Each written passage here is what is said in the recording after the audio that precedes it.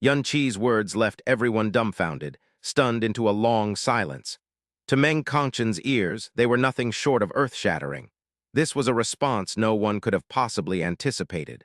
Even the divine attendant Su Shang, who was as elegant as a cloud and always unruffled, and the divine attendant Yuan Ying, who was as carefree as the wind and let nothing bother him, showed clear astonishment.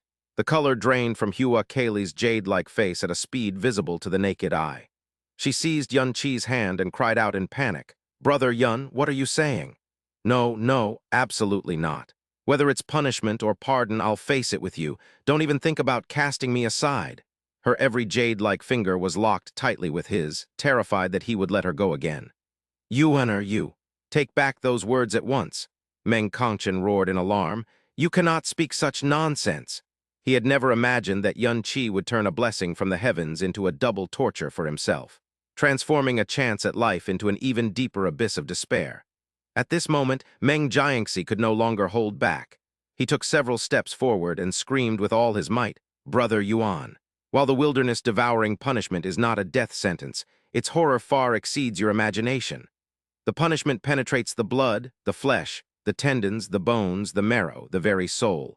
Every last fiber of your body will suffer an agony millions of times more terrifying than 10,000 nightmares.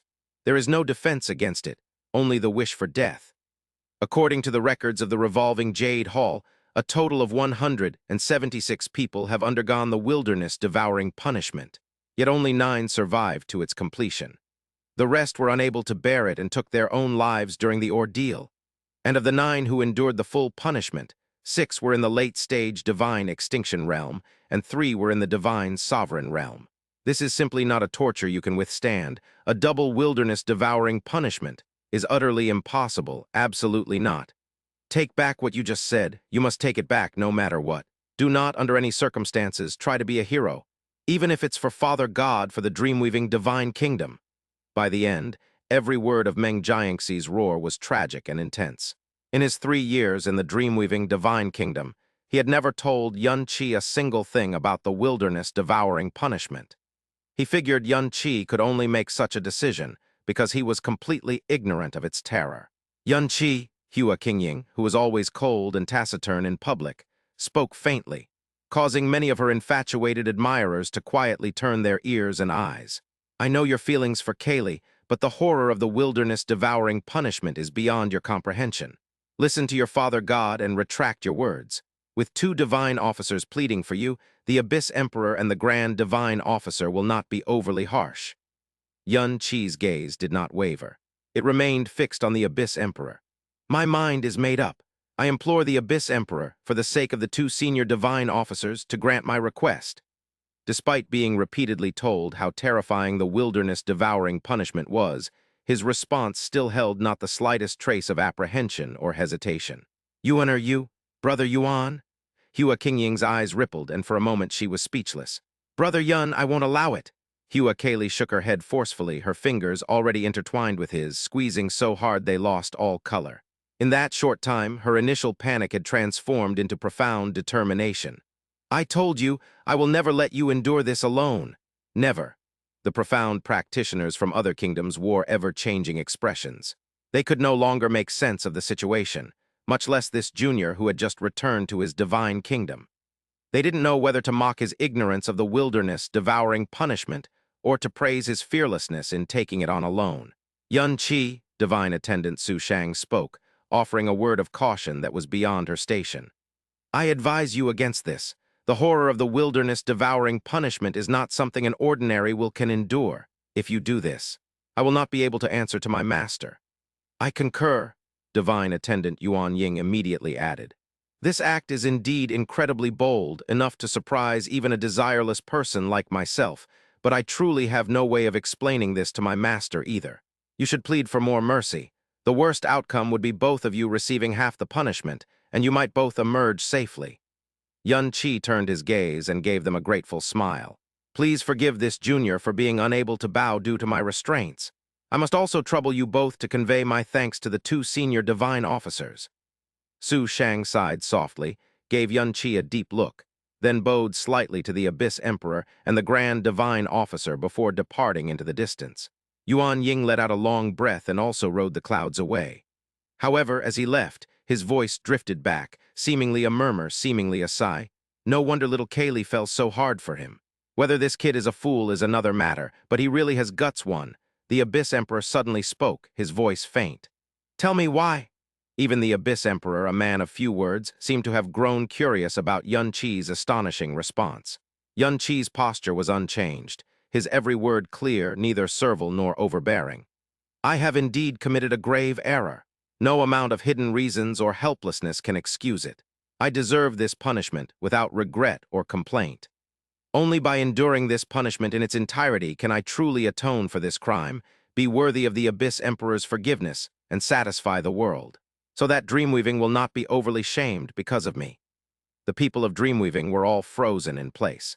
Even the few masters of the Dream Halls who had always resented Yun Qi for usurping Meng Jiangxi's position found their eyes misting over in that instant. Yuaner, Meng Kongqun shook his head gently. Dreamweaving only owes you a debt. How could there be any shame? Your well-being is the greatest blessing for me and for Dreamweaving. Meng Jiangxi choked up, only managing to speak with difficulty after a long moment. Brother Yuan, you truly don't have to do this. The 9 masters of the Dream Halls exchanged glances, endless emotions tangling chaotically in their eyes and hearts. The Abyss Emperor spoke again. In that case, you could have asked me to pardon Kaylee. Why insist on bearing a double punishment alone? Yun Qi's gaze softened, and his voice grew gentle. Kaylee is the most wonderful woman in the world. She erred because of me. Even if I had to endure 10 times the wilderness-devouring punishment, I would never allow her to suffer the slightest pain, much less the world's censure. I only pray that this double punishment can also atone for Kaylee's crime. Hua Fuchin tilted his head back slightly, letting out a slow breath only after a long while. Hua Kaylee was still shaking her head. By now her expression had become unnaturally calm, her gaze growing ever more resolute. Brother Yun, we have walked the edge of life and death side by side. How could I let you face this alone? Be it the wilderness-devouring punishment or anything else, as long as you are here I will fear nothing. But the Abyss Emperor's response mercilessly shattered her resolve. Good! The Abyss Emperor averted his gaze. His words were devoid of emotion, containing only the indifferent weight of an imperial command. Since this is to repay the favor to Ling Xian and Liu Xiao, I shall grant your wish. Hua Kaylee's expression instantly turned to horror. Uncle Abyss Emperor too, no? The Grand Divine Officer had already received the order.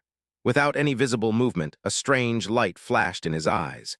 In an instant, the profound light binding Hua Kaylee shattered, and an irresistible force violently repelled her body. Yet unexpectedly it failed to push her far. Her fingers remained deathly gripped around Yun Qi's, producing a heart-rending sound of breaking bones.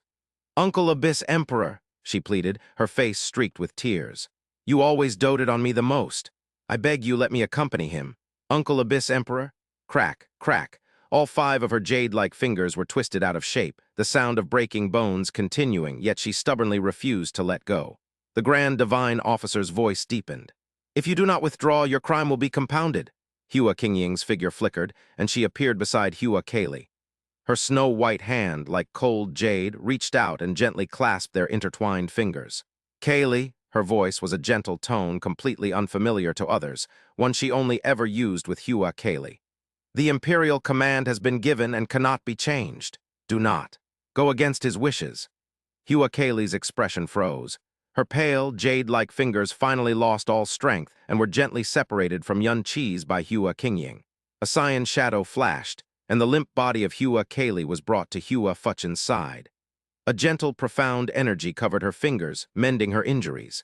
Over with the owl butterfly divine kingdom, Pan Buzhuo sneered under his breath. Such pretty words. He has no idea how terrifying the wilderness-devouring punishment is. He sounds so noble now, but in a moment his screams will be just as pathetic. He'll be wailing and crying for mercy. Just thinking about it is pathetic. He had no personal grudge against Yun Qi. But Yun Qi's profound talent was world-shocking. He had won the affection of the heaven-folding divine maiden, and he was even more handsome. How could he not be jealous of such a peer? And now, this person who inspired such immense jealousy was about to suffer the wilderness-devouring punishment.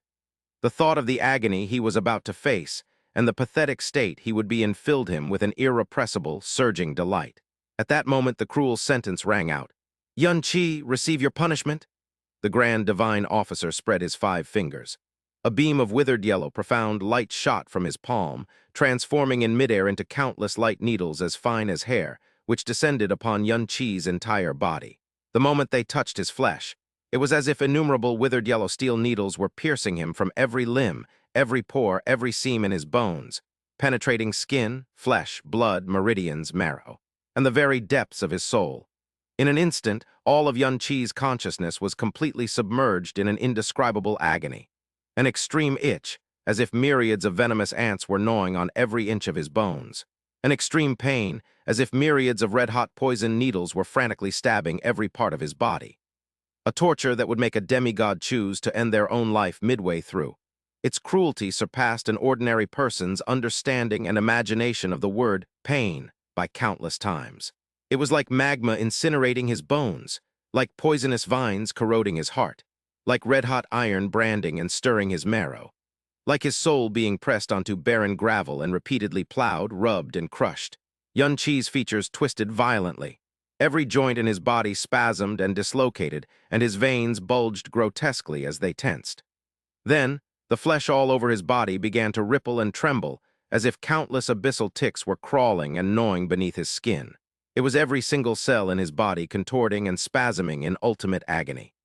In a near instant, cold sweat had soaked through Yun Qi's outer robes, splashing down with his wildly trembling body, messily striking the ground of Eden's cloud summit and quickly spreading into a shocking wet patch. Around him, the bodies and souls of the divine kingdom profound practitioners began to tremble as well. Then, one by one, they averted their gazes, unable to bear watching any longer. The horrifying physical reaction was a testament to the inhuman cruelty of the pain Yun Qi was enduring. And this pain had to last for a full 100 breaths. No, for a double wilderness-devouring punishment. It had to be endured for a full 200 breaths. Brother Yun! Tears already stained Hua Kayleigh's cheeks, her snowy face as pale as paper. If not for Hua Qingying supporting her, she would have collapsed the moment the punishment was inflicted upon Yun Qi. From her bloodless lips came heart-shattering sobs. Meng Kongqun pressed a hand to his chest, barely able to breathe. But he focused his soul, striving to maintain his composure as he called out, "Yuaner, hold on. Try to listen to my voice. Yuaner, Yuaner." 1 breath, 2 breaths, 3 breaths. 10 breaths, even the air seemed to be stained with a painful tremor, and the flawless, thin clouds were scattered by a sudden, cold wind. Yet people began to realize with astonishment that Yun Qi, whose body was being repeatedly flayed in a 10,000-fold purgatory, had not made a single sound. Unseen by anyone, a strange light flickered in the depths of the Grand Divine Officer's eyes. He was present for every execution of the wilderness-devouring punishment, and occasionally administered it himself. But never had anyone, not even those few divine sovereign experts, managed to endure 10 breaths without a sound. 11 breaths, 12 breaths, 15 breaths. The crowd's expressions shifted from initial horror to surprise, then to a deepening shock and disbelief. Meng Kongqun suppressed the pain in his heart and called out in a gentle tone, "Yuaner, you don't have to hold it in. Scream it out. Screaming can lessen the pain a little. It's all right, just scream, Yuaner." He called out continuously, trying to stimulate and distract Yun Qi's mind and soul, praying that he would not suffer a soul collapse. Too many who underwent this punishment had died by their own hand after their souls shattered. Meng Jiangxi was also shouting, "Brother Yuan, no one has ever lasted this long under the wilderness-devouring punishment without screaming in agony. You are truly worthy of your name. You are not only the pride of dreamweaving, perhaps no one in the entire abyss can match you, so you can definitely endure. Even a double punishment will be powerless against you." Crack, crack, crack. A series of crisp, ear-piercing sounds of bone breaking rang out. The wilderness-devouring punishment did not break the body or bones. That was the sound of Yun Qi snapping his own knuckles. The shattered bone fragments pierced the flesh of his palms. Blood mixed with sweat dripped from between his fingers, and upon hitting the ground, it evaporated into a white mist with the stench of blood, silently dispersing into the air. Hua Qingying reached out and covered Hua Kayleigh's eyes. "Kayleigh, don't look. It will be over soon." Hua Kayleigh's body was trembling almost as violently as Yun Qi's. The horrifying torture inflicted upon his body was like 10,000 blades carving and gouging her own heart and soul. Yet she reached up, her hand trembling but resolute, and moved her aunt's 3 hand away from her eyes. Her vision, completely blurred by a fog of tears, remained fixed on Yun Chi's body without blinking. "I must watch," she murmured, each word like she was talking in her sleep. For her, this was perhaps the cruelest sight of her life, yet she was determined to burn every single moment of it into her eyes, to carve it into her soul. 20 breaths, 25 breaths, 30 breaths. Yun Chi's features were so distorted he no longer looked human. Blood foamed and sprayed from between his clenched teeth, yet still. Not even a single muffled groan escaped him. "What astonishing willpower," Cha Xing muttered, somewhat lost in a daze. His shock grew with every silent moment Yun Chi endured. Cha Xing's voice startled Xian Yue as if from a dream. He finally remembered to breathe, letting out a long sigh of heartfelt admiration. "If he can survive this ordeal, then this man is someone I must befriend, no matter what." Shen Wuyi suddenly reached out and pressed a hand hard against her chest, her crescent brows knitting together tightly. "What's going on? Why is there a recurring sharp pain that I can neither suppress nor stop? Is it an internal injury left from my battle with Diane Jiaji?"